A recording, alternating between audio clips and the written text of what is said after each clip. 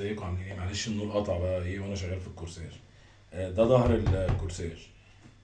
هنركب عليه برضو، هنعمل عليه لزق وشين.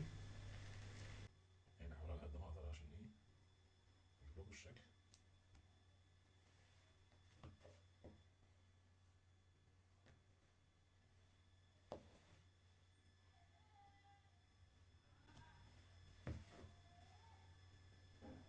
بس كده قطعنا شرايط بالطول،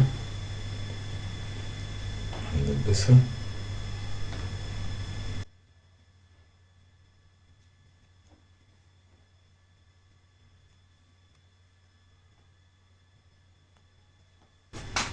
اهي الغالية اهي، علبة الدبابيس اهي.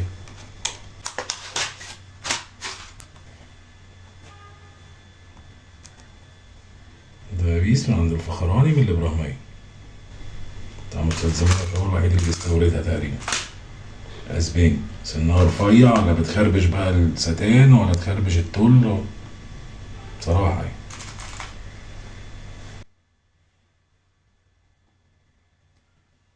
هنعمل بقى ايه شرايط بالعرض،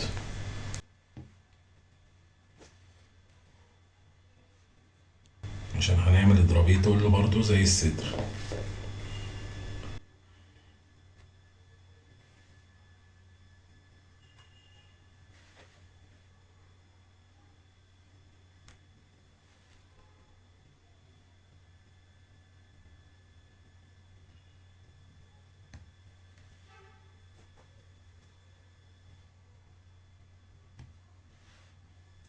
ندبس.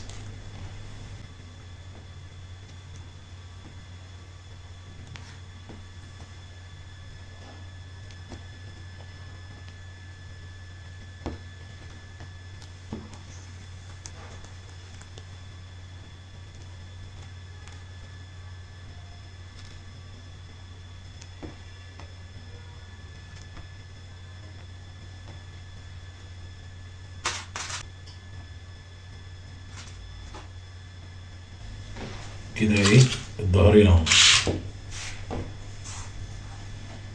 اه، ظهر الكورساج. هنشتغل بقى اضرابيه في جنب جنب. هوريكم جنب، والجنب التاني بقى يبقى زي برضه حته تله اهي. ونعمل ضربيه ظهر بميل شويه. نعمل كده. بص موسطنين القماشه اهي.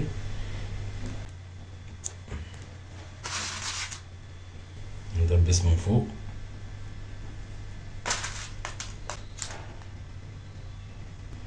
نبتدي من فوق، ده الرقبه اهي. بس انا عشان بصور المانيكان ايه، بصور الستاند قدامي كده. دبسنا عند الدوران بتاع الرقبه، بعد كده انا ايه هنروح واخدين بقى ايه اضربيه. اضربيه هيبقى كسر.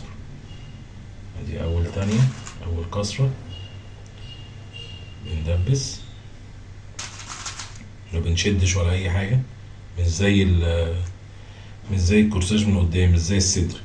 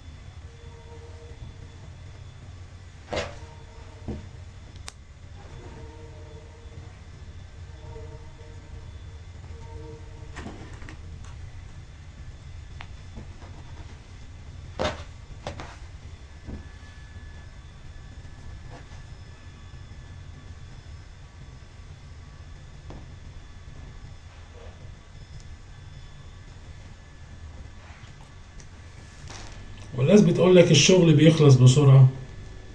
كل ده احنا شغالين في كورساج.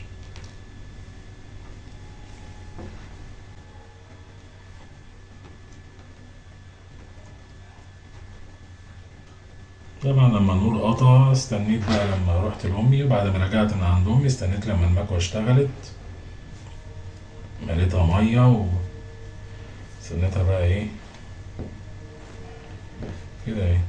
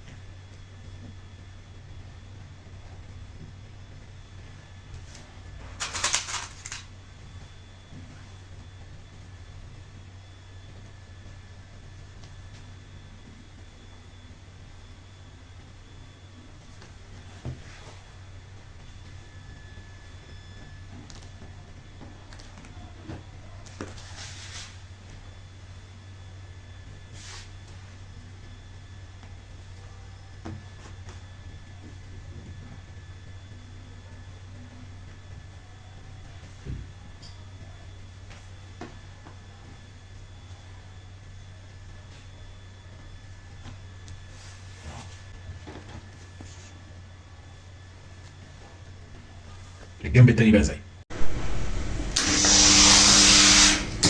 ده الظهر اهي بنلزقه بنفس الطريقه بتاعت الصدر، بس الفرق ان الظهر احنا ايه عاملين نضربيه وهو على البنك بتاع القص، مش شادينه على المانيكان. ساعات كنا بندبسه في ظهر المانيكان نشتغل عليه، بس يعني ايه على البنك اريح، خصوصا ان هو مفهوش شد، احنا بنعمل كسر بس. كده بناخده بقى ايه على المكنه، بنخيطه في الداير ونشيل الداير ونعرش بقى الزياده او نشيل الزياده بالمقص.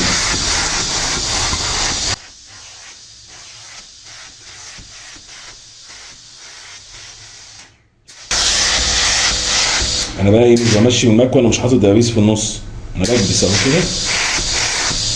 انا بوفر على نفسي وقت ان انا احط دبابيس، انا كده كده هعمل اتاش ما بين الكسر، يعني ما بين الكسر هنا هعمل اتاش، بعد كده هلزق برضه احط لزق وشين ما بين الايه الكسر.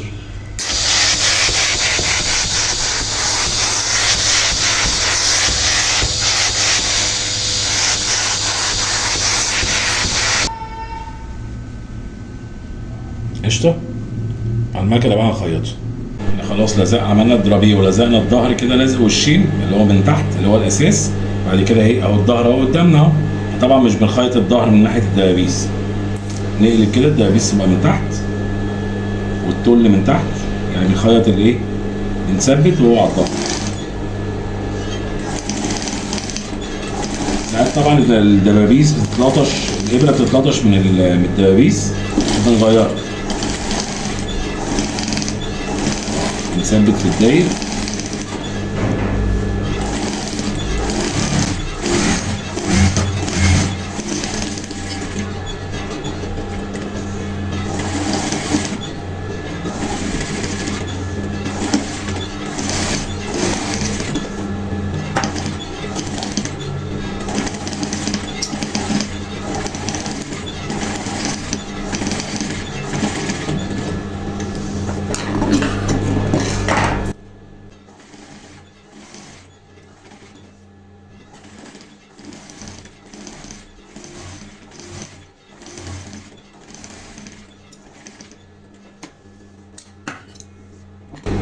نبتدي بقى ايه نشيل الدبابيس، وبعد كده نشيل الزياده بتاعت التوب. احنا شلنا الدبابيس بتاعت الوش خلاص من هنا. طبعا احنا عندنا دبابيس مثبتين بيها لازق الوشين، لازم نشيلها، او هتنسى طبعا، عشان وانت بتقص بالمقص بتقص كده، لو المقص جه على دبوس خلاص المقص باظ، عايز بقى يتسن، فاهمني؟ طبعا المقص اللي معايا ده قديم، كتر السن فيه ممكن خلاص يقول له خلاص شكرا انت كده معاش، مش هينفع تشتغل تاني. يقلب بقى يبقى ايه مقص بتاع خرز، طبعا مش متطرز يعني. بص انت تلاقي ايه الدبوس ماسك في لازق الوشين،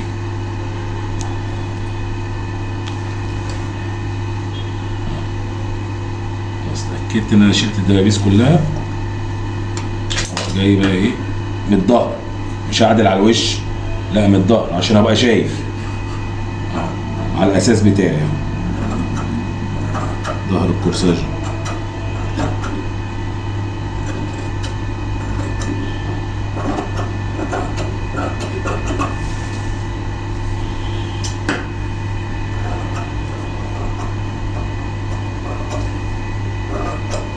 احنا هنعمل نفس القصه دي في الصدر، بس الصدر بياخد وقت شويه على ما نشيله من على المانيكان. طبعا بعد ما لزقته وتدبس وكل حاجه تمام بيتشيل بقى من على المانيكان عشان نخيطه. هو ما فيهوش غير الدبابيس اللي في الدايق، وفي دبابيس بتاعت تثبيت ايه الكورساج اللي احنا كنا شادينه في الاول اللي هو لما كان ستان بس، بياخد وقت شويه على ما تشيل من على المانيكان. وبرده يعني من الاحسن ان انت بعد ما تكوي وتظبط حالك بتسيبه شويه على المانيكان يتشد اكنه مشدود على قالب يعني. الصدر بيبقى مظبوط، الدنيا كلها بتبقى مظبوطه والتربيه مظبوط معاهم. خلاص هنقتش بقى ايه في النص.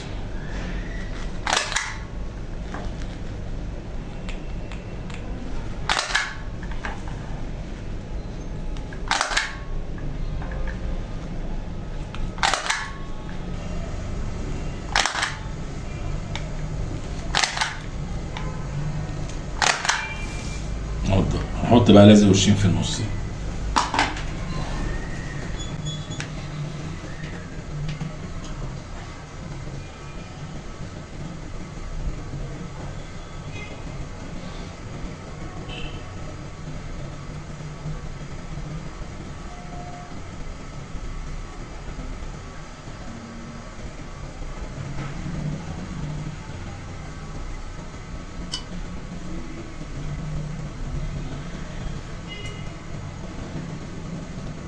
وهكذا بقى ايه في الباقي.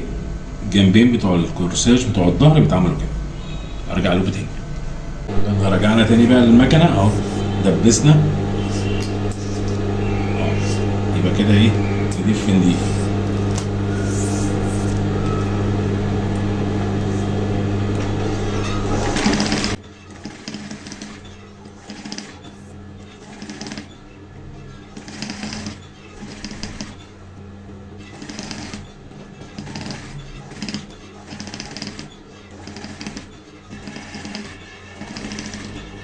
تعالى نبيل.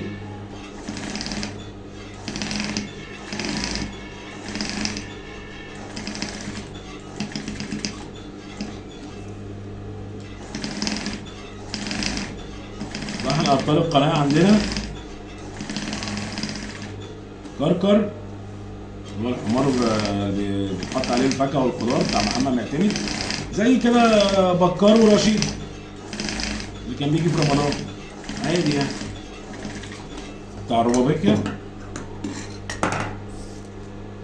والمشاكل ما بين كركر وبتاع الروبابيكيا، طبعا هو ما بيحبش حد يقول روبابيكيا قدامه، مفهمش ليه يعني.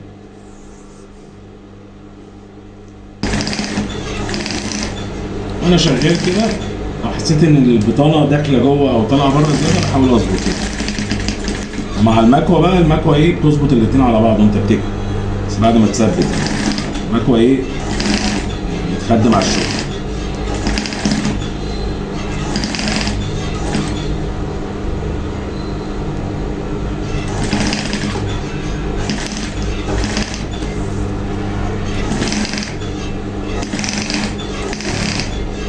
دبسنا اهو، اشتغلنا. انت بتشتغل تبقى مطمن ان انت ايه كل حاجه متظبطه غير فزلكه ولا ور على المكنه واجري. هنا طبعا عندي ايه حته دي من الدرابيه شديدها شويه وتحت عشان ما تحطش عليه حاجه في البطانه تحس ان هو اطول سن. بشد انا كده فبتتجمع معايا، شد كده هي اتجمعت معايا اهو بقوا على بعض. بعد كده بقى اصور لكم الكلام ده من قريب، بس انا بوريك يعني حتى لو انت عندك عيب بيتظبط وانت بتخيط كده. بقى جينا ايه ادي جنب بتاع الظهر وده الكورساج. ناخد الجنبين اهم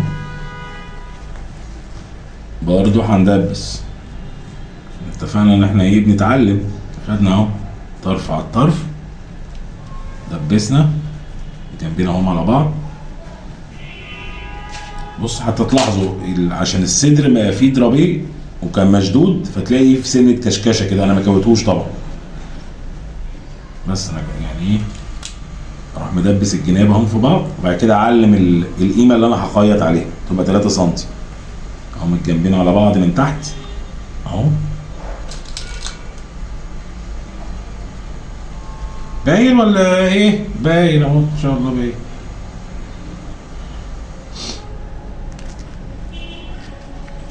رحت لامي بقى لما النور قطع عليا، والله وكلت معاها لقمه وقفشت حلاوتهم بقى. طلعت اللي هي القطه بتاعتها، هي عندها 3 قطط وهي بره. قبل ما امشي بقى النور جه، فقفشتها وهي بتطلع فوق الشجره بتاعت ابويا تستخبى. طبعا هيبقى يوم مش معدي. قفشتها ودخلتها وقفلت. بس باردة قوي حلاوتهم دي. اللهم عجباكي على ايه؟ قول لي بس انت غيران منها؟ انا ماشي لما غيران منها. وهتلاقيها مش عارف، هتلاقي البيضه دي قشرها لها اكلها لها. بنخدم كلنا على حلاوتهم هانم كعب الغزال يا متحني.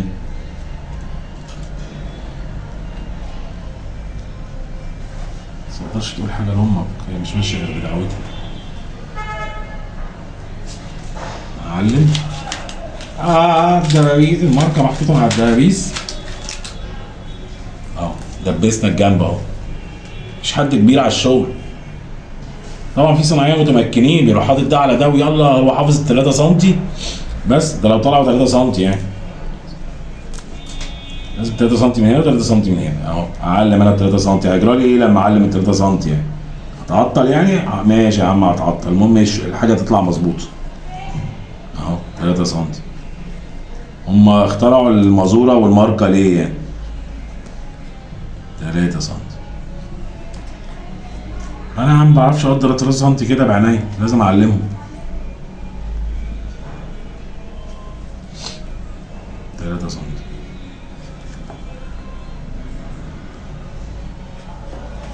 قشطه.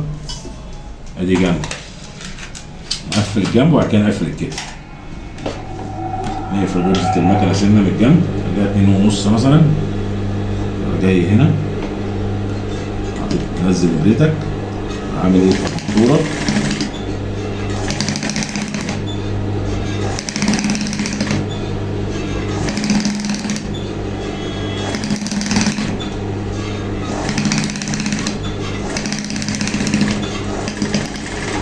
طبعا احنا مقفلين نضيف على نضيف كورساج ما عدا الجنبين دول بيتعملوا اوفر، وبنسيب الخياطه بره. هو في اصلا بيتقفل بيبقى الخياطات جوه بعض وفي وش بعض، بس طبعا في الايجار او في البيع والله، بس هو في الايجار كده اسهل في التظبيط يعني، في ان انا اوسع واضيق من الجناب.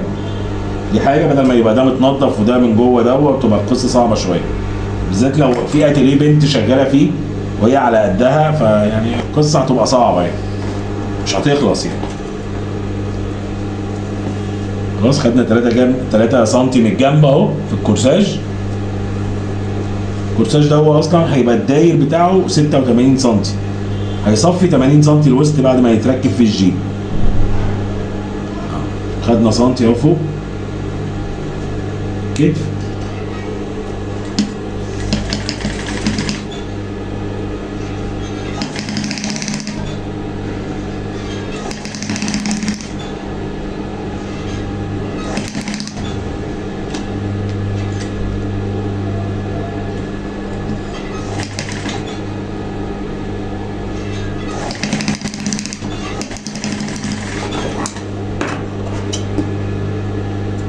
نفتح بقى بعد كده الكلام ده بالمكوه، يعني بننزل بالمكوه كده هنا، نفتح كده، نفتح من الجناب المكوه كده، نكوي كده ونكوي من الناحيه الثانيه.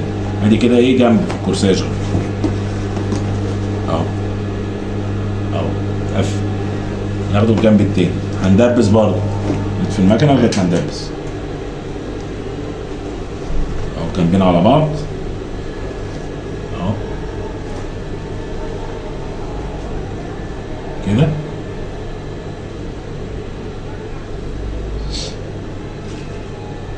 انا ماشي معاكم المراحل اللي بشتغل بيها في العادي يعني، نفس الترتيب ونفس السيستم وكله.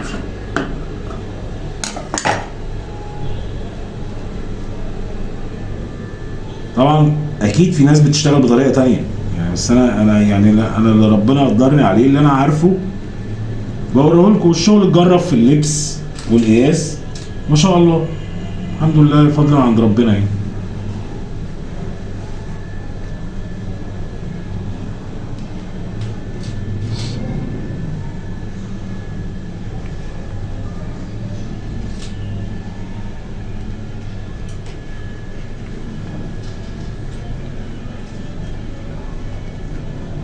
متزهقش. دبسنا احنا ايه، بنتعلم. 3 سنتي بتوعنا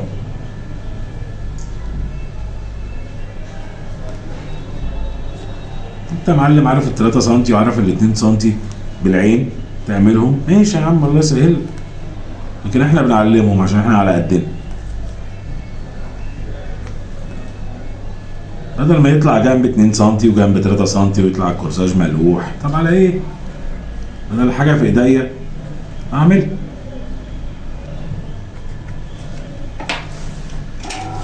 المكنه تاني جاي اهي، نزل الابر الفرماتور.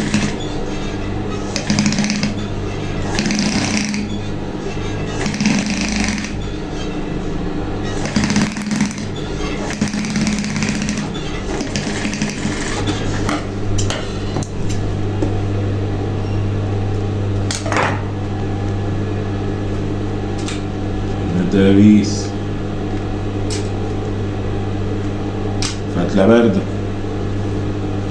قلنا كل ده هيتفتح من هنا وبعد كده يتكون على الوش. كورساج قفل الكتف، بعد كده نكوي واوريهولكوا اهو على المانيكان. بعد كده بقى نخش في مرحلة الكم اللي احنا مش هنركبه، ان احنا في حاجات. الكم ده عبارة عن ستان عشان ده شغل محجبات، ستان زي ده مارلين وعليه تل، كم بافي وعليه تل وليه اسويره. في تطريز هيركب على الكم التل،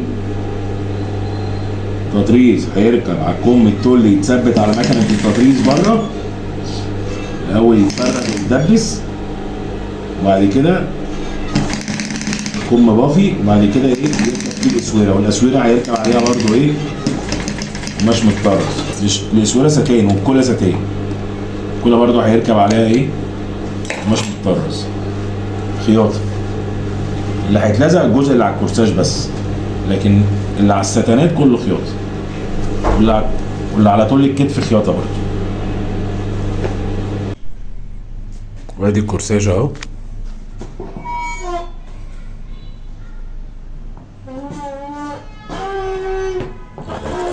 جنبين متقفلين. طبعا هو مقاسه اكبر من المكان، دي الزياده. طبعا احنا بنعمل 3 سم برضه في الظهر وبنخيط لما بنركب السوست قصدي يعني. ولسه الكولا طبعا ولسه الكمام زي ما اتفقنا. الكمام ما ركبتش طبعا، هو ستان بطانه والاسويره ستان، وبعد كده عليه تل بافي من فوق، يعني الكم اللي تحت بافي الستان وعليه كم تاني تل من فوق بافي راكب عليه القماش المتطرز مع بعض واحده واحده كده. ربنا يدينا الصبر وان شاء الله ايه يعني بعد ما يخلص الموديل هيعجبكم. قشطه، يلا سلام.